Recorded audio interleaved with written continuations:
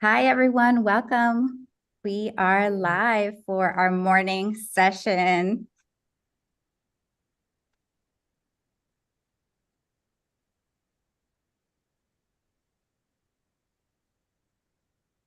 So we have our session with Vanessa Matibag, and we are going to invite all of you to engage with us on all our social media channels, as well as includes Facebook and LinkedIn. And now my name is Adriana Gaviria. I'm the Director of Technology and Innovation. I'm going to hand it over to Tamania so that she could start us with our land acknowledgement and some room agreements.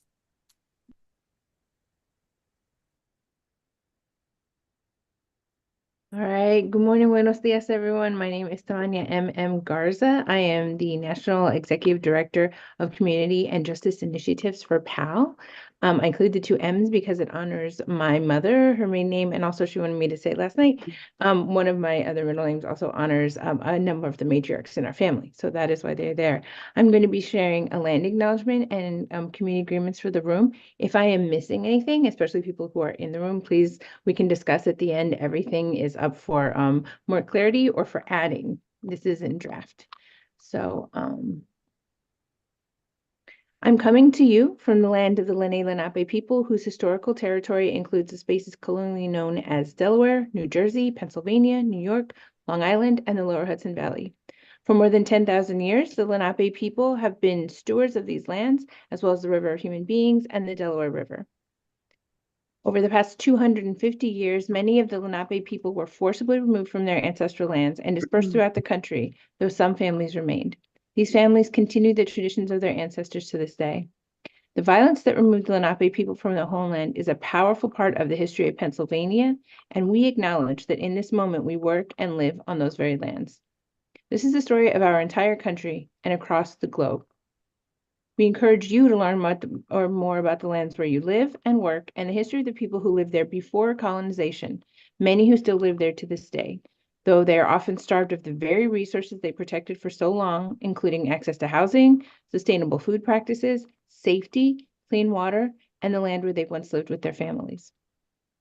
Educate yourselves on the history and learn about the art, language, cultural traditions, ongoing struggles, and the joy of this community, and find active, sustainable ways to support as an accomplice.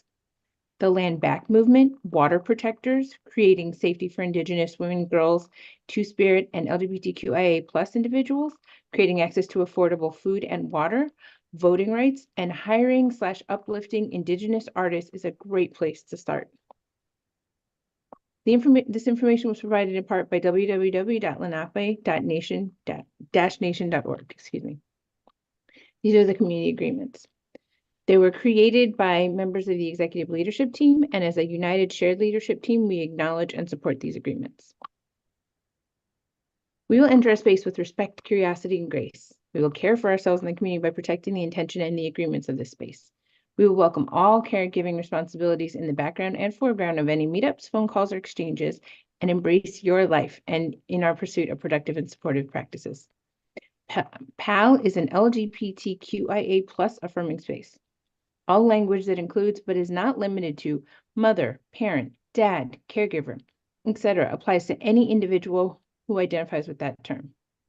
PAAL commits to anti-racist and anti-oppressive roots in our structures, practices, policies, principles, and producing. We will not make any assumptions based on race, gender, disability, sexuality, age, religion or spirituality, skin color, nation of origin, or immigration status, military service, body size, or status as a caregiver. We will ask questions with care. It's not anyone's job to educate us about their life experience, and if they choose to share it, we will be thankful for those contributions and keep any information we learn in confidence confidential unless it is allowed to be shared upon this room. Now, I do want to mention that this particular session is being streamed, but should we learn any information that comes from this session, that should be kept confidential, absolutely. And please don't share anything that is confidential here or that could make you unsafe. You do not owe us your trauma. If you choose to share a life experience that is traumatic with us, please do so in a way that keeps you safe. Also, please understand all information shared in this room, as we stated, will be made accessible to the public. So if you need to discuss something confidentially, confidentially, there are sessions that you can schedule, and we will have more information about them later for confidential consultations. We may discuss topics that may be painful or otherwise triggering in this room. Should you need to take a break, please feel free to step away or do whatever is needed to care for yourself physically, mentally, and emotionally. Return when and if you are ready. We will use the Oops Ouch protocol. For more information about that, please check it out online for events or speech that is hurtful or offensive. Interrupting each other, speaking over each other, or asking to prove ourselves is not going to be tolerated. We would like this to be an affirming and supportive experience for us all. Think on how we can create that experience with you. We realize no space can ever truly be safe, but authentic safety is the goal. The pursuit of safety is ongoing and requires commitment and dedication from the entire group. We recognize that specific forms of oppression each person experiences can deeply impact where and how they experience safety. Guidance on safety inspired by the work of Intimacy Coordinator Mix Chels Morgan, CSE, and the guidance on intersectionality inspired by the work of Kimberly Crenshaw. Please note for this session, this does not constitute legal advice. If you would like to consult in private, as I said, confidential spaces with Vanessa, who we will be speaking today, are available through the PAAL website. We will include a link and more information about that in the chat. Finally, if there's harm, we may stop the event, we may name the harm. We will ask participants to join us in the breakout room to discuss next steps. We may come to a group decision to ask a person or persons who have caused harm to take a short break and or leave the space once we've discussed the situation with them and the production team. We will ask the person or people who are harmed how they would like to proceed and engage in Oops Ouch protocol. We understand that intention is different than impact. We will make ourselves available to process with those who experienced harm or anyone else who would like to do so after the session, if that is supportive. We will make a space for transparency, questions, and accountability practices. We acknowledge that PWIs or predominantly white institutions contain biases and are often not designed for members of historically marginalized groups to succeed. We will do everything possible to name and confront these biases and create boundaries and systems that are supportive, affirming, and intentional in their aim to ensure all participants and attendees have space to thrive. Guidance on boundaries and BIPOC surviving PWIs was inspired by Noelle Diane Johnson of Artist Heal and the team at Art Equity. Thank you. Thank you so much, Tamania, for that. And Vanessa, thank you again for agreeing to do this session. We are so excited to learn about how organizations can empower and support staff to caregivers and to learn more about building and nurturing caregivers in the workplace. So Vanessa, take it away. Thank you, Tamania. Thank you, Adriana. Hi, everyone. Welcome. I'm really very excited and thrilled to be here with you this morning. Yesterday, the executive leadership of PAAL opened up the summit with a conversation on shared leadership. So I guess that was a great way, that was an excellent way to open the session and to segue into our time together, because we will be discussing how we, organizations leadership in the performing arts industry, can support our staff in their caregiving situation, their caregiving roles. Before I proceed, just a little bit of an introduction about myself. My name is Vanessa Matibag. My pronouns are she, her, hers. I was born and raised in the Philippines and came to this country as an adult. I have been an HR practitioner for over 15 years. I always say for over 15 years because I don't remember how long I have been practicing human resources. And I am the founder of Outside Lead HR Solutions. So that's a little bit about me. And before we do proceed with the presentation, I just want to show these norms that I'd like for us to observe during our time together. Tamania talked about safe spaces and confidentiality. I also encourage everyone to listen actively. If you have any questions, please post them on the chat, and we will have a Q&A and an open conversation at the end of my presentation. And most importantly, I just want to acknowledge and again repeat that this is a safe space for everyone. We're here to listen and learn and just to have this conversation on how we can empower and really support each other in our roles as caregivers. So let's begin. how would you define who and what is a caregiver? If you could post some answers on the chat and just let us know what is your concept, who for you is a caregiver, and then we'll proceed. It would be interesting to see what people think about, what they think who a caregiver is.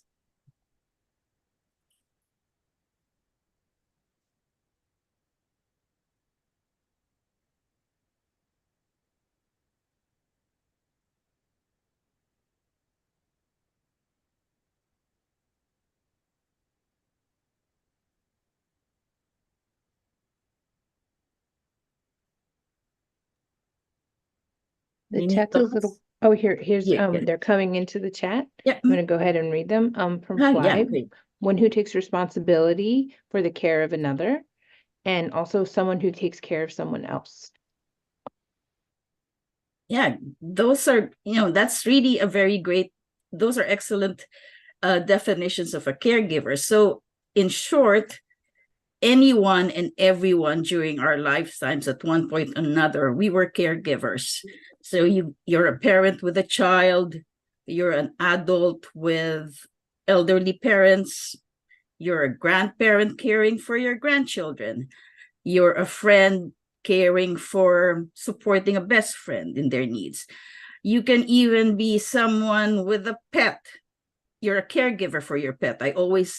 I remember when I was still working regularly, I would always take some time off if I need to take my pet to the vet. So I was her caregiver. So anyone and everyone really is a caregiver at one point in their lives. So why is it important? Why do we need to support our staff, our team members in their role as caregivers? There are, I'll go over all of these benefits, but this list is not, it's not just this. There are several really benefits to having that system of supporting your team in their caregiving situations. And the simple really answer is if you have this engagement in your organization, it creates a win-win for everyone. It creates a win-win situation it's a win-win for your employees, for us as team members, for managers, and for the organization. So the benefits really is not just for the staff, but for everyone within that team. For example, when employees know that they can access the help that they need from their managers and their organization, it reduces stress, anxiety, and burnout. And so you contribute, you support their well-being. Think about the time when you had to approach your manager and discuss your caregiving situation and you felt that you got the support that you needed. So it reduces your stress, you were more supported, and your anxiety was just disappeared. And because you feel that you're supported, so employees who receive this support are likely to be more productive and focus on their task. You're less distracted by thoughts of what do I need to do, because you know that you can count on the support of your manager and your organization. Likewise, if employees believe that the managers and their organization prioritizes their well-being and treats them fairly, they're inclined to remain with the company and actively participate in their job responsibilities. So they're more engaged. And then the benefits for the organization really is it would help your recruiting and retaining top talent if you're known as an organization that cares for its well-being. When employees perceive that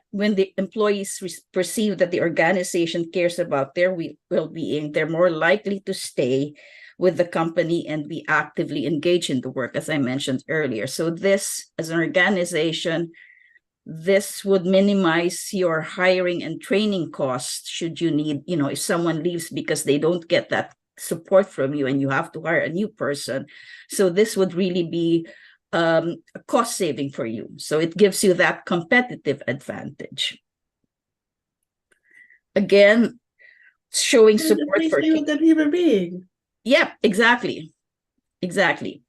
So And also showing support for caregivers can cultivate a lasting dedication and loyalty among employees, so they're more committed.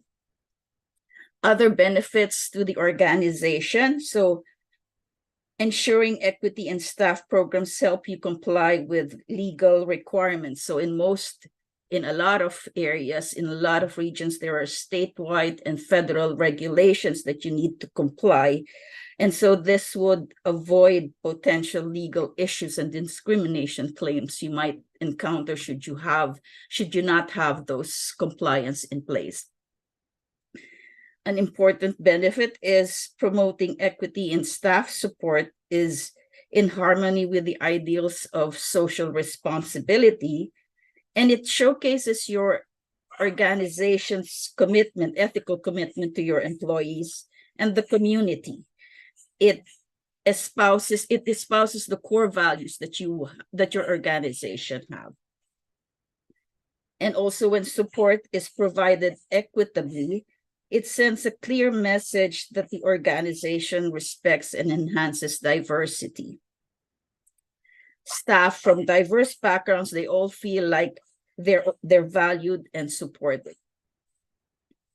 And last but not the least, your reputation is enhanced. If you're known as an organization that cares for their employees, that have these practices in place, you create that brand image, and this gives you a competitive advantage, as I mentioned earlier. So you're able to retain your staff, you're able to attract excellent performers, and like I said, it's good for everyone, as I mentioned earlier. It's just definitely just a win-win situation for everyone if you have those practices that would support your caregiving staff. And as I mentioned earlier, this list is not finished. There are other benefits to having those practices in place.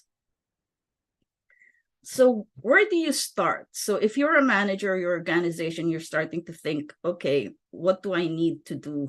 How do I put those practices in place? This care framework, it was created by Danielle Pickens from her Working Parents Guide. She's an excellent resource for caring for staff who are caregivers who are parents. So she created this. And so this is the first steps in supporting your caregiver's well-being. So the first one is really just gather as much information as you have about your team. So collect that data. Who are the caregivers in your team, in your organization, and what roles do they play? The second is avoid assumptions. Ask. We all know that we have different needs and wants. So if you're a manager, don't assume that every caregiver, every staff member would need the same thing that they would have. They would only need, for example, flexible time or parental leave. So it might not be that they need. If you're an employee, don't second guess your manager and say, oh, I'm not going to approach her. I need some time off, but I'm not going to ask it because I know my manager would just turn me down. So don't assume or second guess that question. Ask, and having that conversation is really very important. And hand in hand with avoiding assumption and asking is respond with customizable options. As I mentioned earlier, we all want different things. We all need different things. So there's no one size fits all for this.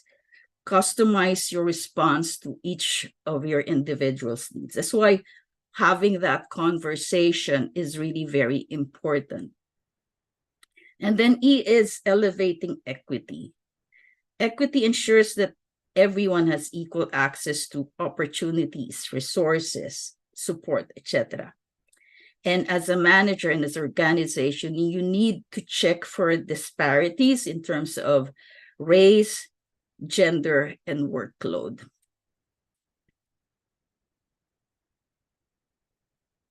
So now that we have those information guided by the CARE framework, here are focus areas that you can start looking at when you start thinking about supporting your staff. So these are the focus areas. These are examples of what might be included in each focus area and the questions to ask in order to review what you have or what you want to put in place. So what policies and benefits do you already have as an organization in supporting your caregivers? This would be your, do you have a PTO policy? Do you have a flexible work hour policy? Do you have wellness? And so what is available to your staff? And most importantly, who has access to them? And how do you communicate these policies to your staff?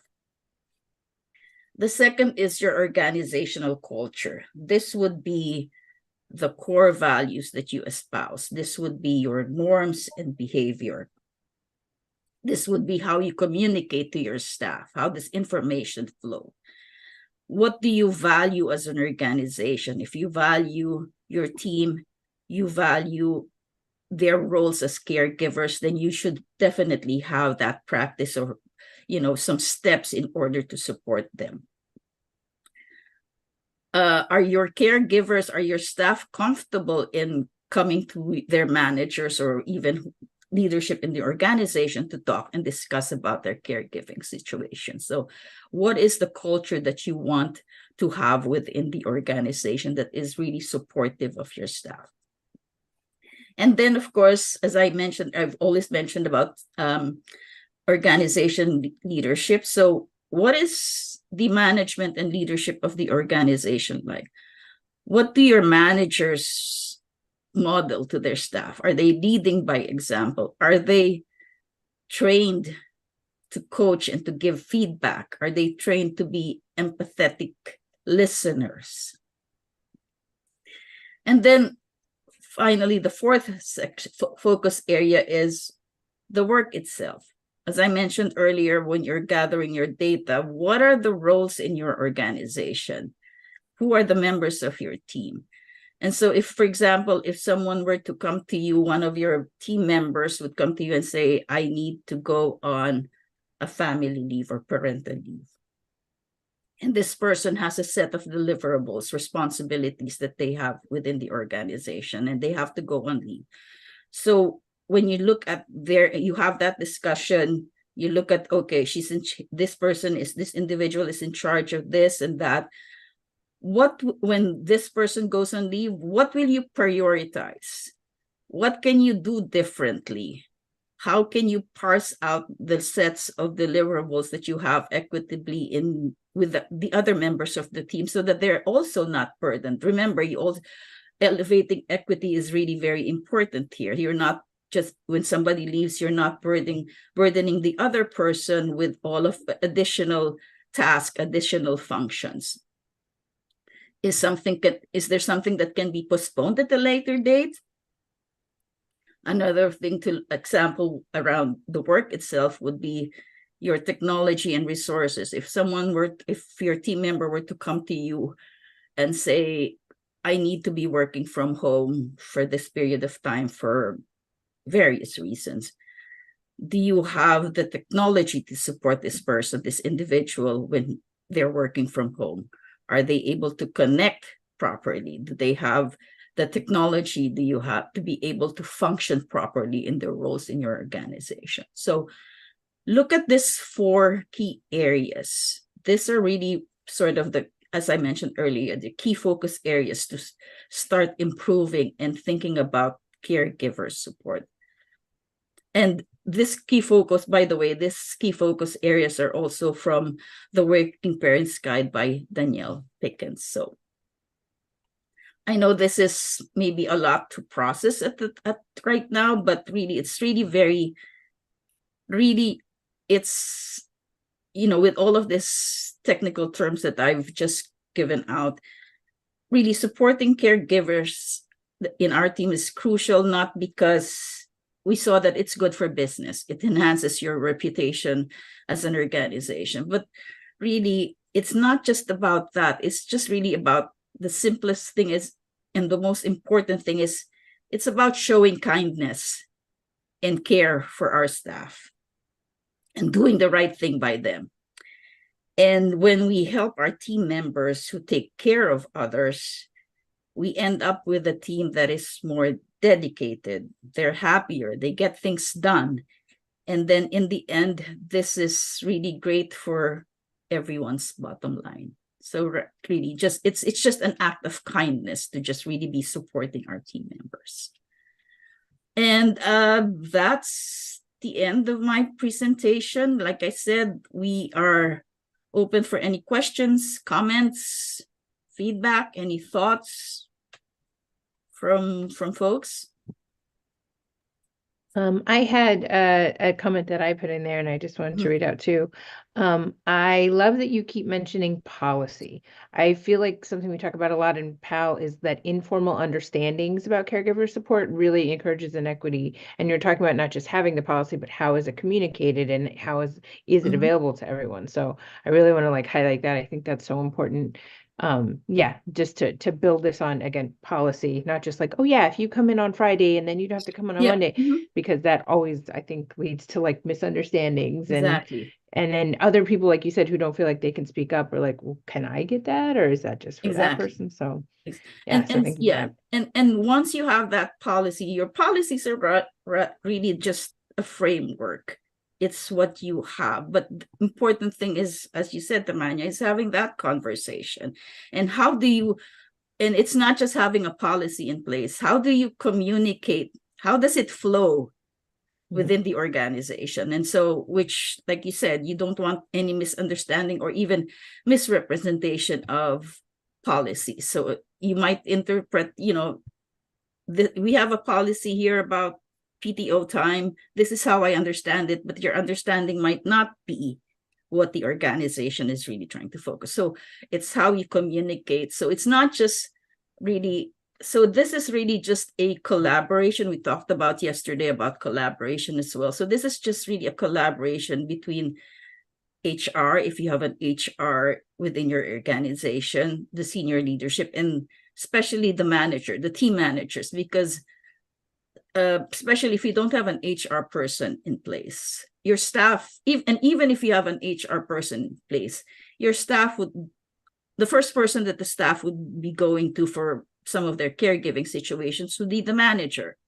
So how does a manager communicate? And so, as I mentioned earlier, that training of managers, they really need, you might be a good manager, but you might not be good at coaching. You might not be good at giving feedback. So it's also that training of managers in terms of how do you become a people manager. It's not just, a manager because of a job function. You're a people manager.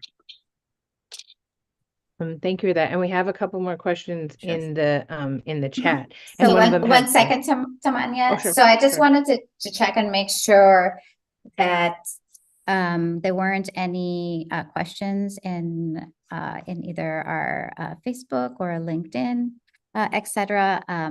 But we are clear. So invite anyone who has been watching our stream that if you want to come into Zoom, just make sure to go to the paaltheater.com/summit to find out how to register. We are now going to stop the stream so that we can ask questions to Vanessa and make sure that we are in a safe environment and so that people feel comfortable asking certain questions. So 1 second while I stop the stream. Thank you everyone for watching and stay tuned for our other sessions.